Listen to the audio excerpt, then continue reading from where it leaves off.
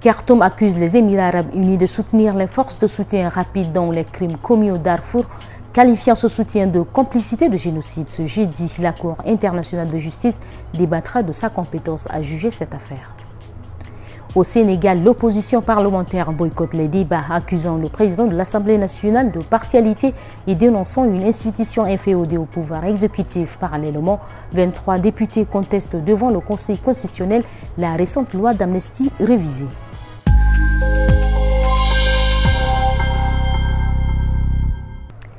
Bonsoir. La Cour internationale de justice examine ce jeudi la plainte déposée par le Soudan contre les Émirats arabes unis pour complicité de génocide au Darfour. Khartoum demande à la Cour de reconnaître la responsabilité des Émirats et de les contraindre à verser des réparations. De leur côté, les Émirats qui nient tout soutien aux forces de soutien rapide dénoncent un coup de communication cynique et demandent à la CIJ de rejeter la requête. Dans une requête déposée le 4 mars, Khartoum accuse les Émirats arabes unis d'apporter un soutien financier, politique et militaire considérable aux paramilitaires des forces de soutien rapide. Un soutien multiforme, appui financier, livraison d'armes, équipement militaire et même formation des mercenaires. Les Émirats se rendent ainsi complices d'un génocide contre l'ethnie soudanaise massalite dans l'ouest du Darfour. Selon l'ONU, entre 10 000 et 15 000 personnes, principalement issues de la communauté massalite, ont été tuées par les paramilitaires du général Hemeti à El Geneina en 2023. Selon Khartoum, les crimes commis par les forces de soutien rapide au Darfour n'auraient pas été possibles sans le soutien direct des Émirats arabes unis. En 2024, des experts de l'ONU ont jugé crédibles les accusations selon lesquelles les Émirats arabes unis auraient acheminé des armes aux paramilitaires soudanais via l'aéroport tchadien d'Amdjaras. En janvier cette année, des parlementaires américains ont affirmé que ces livraisons se poursuivaient, et ce, malgré les pressions exercées par les États-Unis qui menaçaient de bloquer des ventes d'armes vers les Émirats arabes. Pour Khartoum, les Émirats auraient ainsi violé la Convention de 1948 sur la prévention et la répression du crime de génocide. L'un des points discutés ce jeudi lors des audiences à La Haye sera la compétence de la Cour internationale de justice dans ce dossier, souligne Florence Maurice de la rédaction Afrique. Car si les Émirats sont bien signataires de la Convention de 1948 sur la prévention du crime de génocide, ils ne reconnaissent pas la compétence de la Cour internationale de justice pour les juger en vertu de ce traité. Khartoum soutient que cette réserve formulée par les Émirats n'a aucune valeur juridique, car permettre à un État de se soustraire de ses responsabilités en matière de prévention du génocide reviendrait à vider de sa substance le traité. Précisons par ailleurs que les décisions de la Cour internationale de justice sont juridiquement contraignantes, mais qu'elle n'a pas le pouvoir de les faire appliquer. Elle a par exemple ordonné à la Russie de stopper ses opérations militaires en Ukraine quelques semaines seulement après l'invasion, mais sans effet. Donald Trump a provoqué une envolée des bourses asiatiques ce jeudi matin après sa spectaculaire volte-face de mercredi sur les droits de douane, à l'exception de ceux visant les produits chinois. Les marchés financiers américains ont vivement rebondi après l'annonce mercredi d'un changement de cap du président américain sur les droits de douane. Wall Street a enregistré un bond de plus de 7,9% pour le Dow Jones et plus de 12% pour le Nasdaq. En Asie, les bourses ont suivi. Plus 9,12% pour le Nikkei, plus 6,6% à Séoul, plus 4,5% à Sydney, plus 9,25% à Taipei, plus 5% à Jakarta, plus 6,8% à Hanoï. La suspension de surtaxes américaines qui frappait durement les économies exportatrices asiatiques a été saluée. Hanoï a d'ailleurs proposé d'ouvrir des négociations commerciales bilatérales avec Washington. Les ministres de l'économie et de l'ASEAN ont exprimé leur volonté de dialoguer et refusent toute mesure de rétorsion. Ils ont rappelé leur inquiétude face aux décisions unilatérales américaines, notamment celle de 2 et 9 avril 2025. La suspension des taxes effectives depuis mercredi concerne aussi l'Union européenne.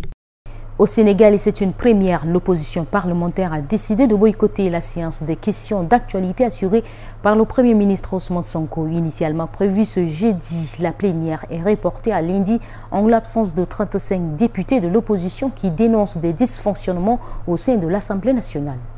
Les 35 députés de l'opposition dénoncent des violations répétées du règlement intérieur, mais plus globalement une attitude méprisante vis-à-vis de l'opposition sénégalaise de la part du président de l'Assemblée nationale El Malick Ndiaye et un manque de courtoisie inédit selon Thierno Alassane Sall, député non inscrit.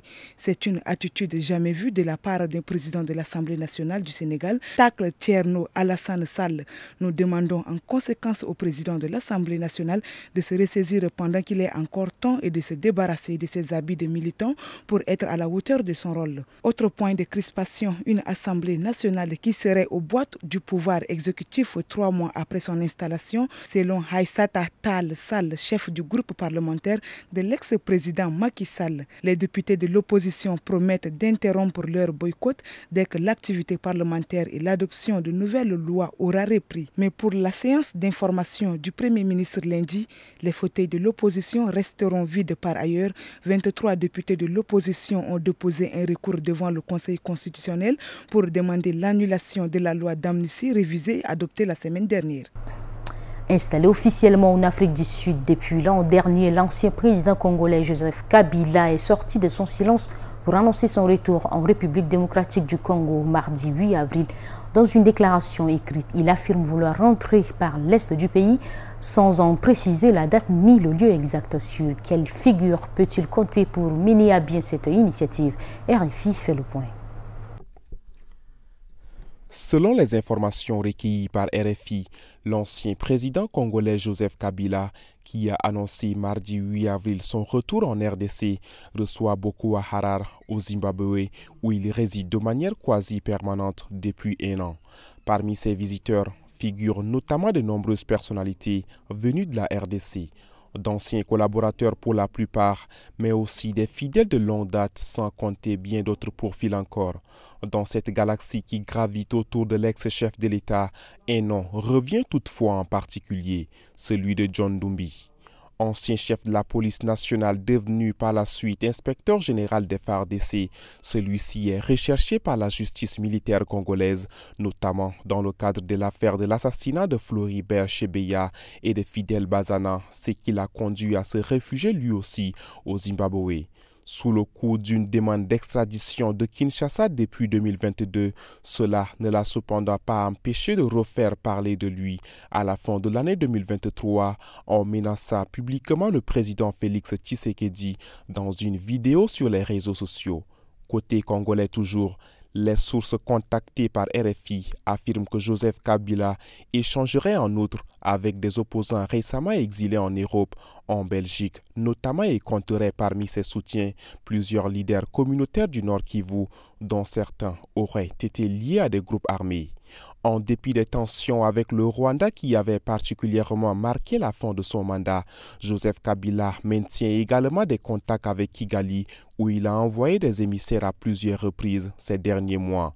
À propos de sa relation avec le président rwandais Paul Kagame, l'un de ses proches croit savoir qu'elles se sont largement apaisées. Il n'y a pas d'animosité entre eux, affirme ainsi celui-ci. Reste enfin la question de Corneille Nangaa. Quel lien entretient Joseph Kabila avec l'ancien président de la CENI, devenu le coordinateur de l'AFC M23, qui affronte l'armée congolaise dans l'est de la RDC? Selon un membre de son entourage, les deux hommes échangent, mais il n'en dit pas davantage. Emmanuel Macron a annoncé mercredi 9 avril que la France pourrait reconnaître l'État palestinien en juin à l'occasion d'une conférence qu'elle coprésidera avec l'Arabie Saoudite aux Nations Unies à New York. Cette rencontre vise également, selon lui, à favoriser la reconnaissance d'Israël par plusieurs pays. On doit aller vers une renaissance de l'État palestinien et donc dans les prochains mois on ira, a déclaré le président français dans une interview à l'émission. C'est à vous sur France 5 donné à son retour d'Égypte mardi et diffusé mercredi. Notre objectif, c'est quelque part en juin avec l'Arabie Saoudite de présider cette conférence où on pourrait finaliser le mouvement de reconnaissance réciproque par plusieurs, a-t-il ajouté. La conférence vise à la création d'un État palestinien. Les appels à une solution à 2 États palestiniens aux côtés de celui d'Israël se sont intensifiés depuis le début de la guerre à Gaza déclenchée par l'attaque du Hamas sur Israël le 7 octobre 2023. Près de 150 pays reconnaissent l'État palestinien. En mai 2024, l'Irlande, la Norvège et l'Espagne ont ainsi franchi le pas, suivi par le Slovénie en juin. La solution à 2 États reste toutefois rejetée par le Premier ministre israélien Benjamin Netanyahou.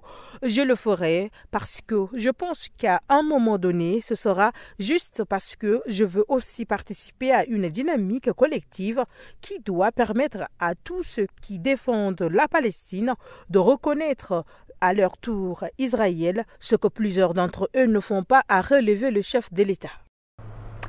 Mesdames et messieurs, voilà qui me fait à cette édition. Merci de l'avoir suivi. Restez toujours sur Chat Info TV pour d'amples informations.